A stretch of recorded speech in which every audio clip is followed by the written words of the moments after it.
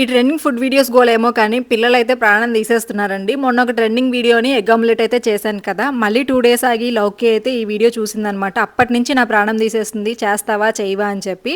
నిన్నైతే గట్టిగా కండిషన్ పెట్టి మరీ స్కూల్‌కైతే ఎళ్ళిందండి. ఈవినింగ్ వచ్చేసరికి నాకు స్నాక్ కావాలి అని చెప్పి.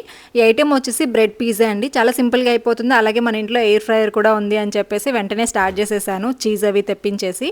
బ్రెడ్‌కి అయితే ఫస్ట్ కొంచెం టమాటో సాస్ అప్లై చేసుకున్నాను. తర్వాత అయితే చీజ్ పెట్టేసి కొంచెం నేను వెజిటబుల్స్ అన్నీ కట్ చేసి పెట్టుకున్నాను. మిడిల్‌లో ఒక చీజ్ స్లైస్ అయితే పెట్టేసి పైన కూడా మళ్ళీ మన దగ్గర ఉన్న వెజిటబుల్స్ ఉంటాయి కదా, పిజ్జాకి సంబంధించినవి అన్నీ వేసేసి దానిపైన కూడా చీజ్ పెట్టుకోవాలి. చీజ్ అనేది కొంచెం ఎక్స్ట్రాగా వేసుకోవాలన్నమాట. సో ఈ విధంగా అన్నీ రెడీ చేసుకున్నాం. మేము 4 మెంబర్స్ ఉన్నాం కాబట్టి తలా ఒకటి చొప్పున అయితే చేసాము. ఇంకా ఎక్స్ట్రా ఉంటే మళ్ళీ చేసిందిలేండి లౌక్య. తర్వాత అయితే ఎయిర్ ఫ్రైయర్లో అయితే పెట్టేశానండి. రెసిపీ అయితే ఇది మీరు ఓవెన్ ఉన్నా కానీ లేదంటే ఎయిర్ ఫ్రైయర్ ఉన్నా కానీ లేదు డైరెక్ట్గా మనం ప్యాన్ మీద చేసుకుంటే ఇంకా బాగుంది.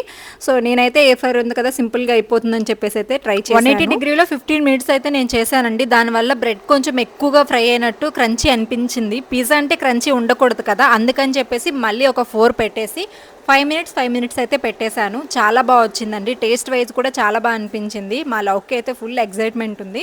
ఫస్ట్ 2 ఆల్రెడీ తినేసాం, మళ్ళీ 4 పెట్టాంలేండి. అవి నేను మీకు చూపిస్తున్నాను బాగా ఫ్రై అయ్యాయని చెప్పేసి. ఇంకా మళ్ళీ 2 రెడీ చేసి పక్కన పెట్టింది. లాస్ట్లో ఇంకా టేస్టింగ్ టైం అనమాట. టేస్ట్ అయితే బాగా వచ్చిందండి. చీజ్ కొంచెం ఇంకా ఎక్స్ట్రా వేసుకోవాలి అండ్ నాకు చీజ్ కూడా ఇంకొంచెం మెల్ట్ అవ్వాలి అనిపించింది. నెక్స్ట్ టైం అయితే ప్రాపర్గా చేస్తాను. టేస్ట్ వైజ్ అయితే చాలా బాగా నచ్చింది. వీడియో నచ్చితే లైక్ చేయొచ్చు కదా.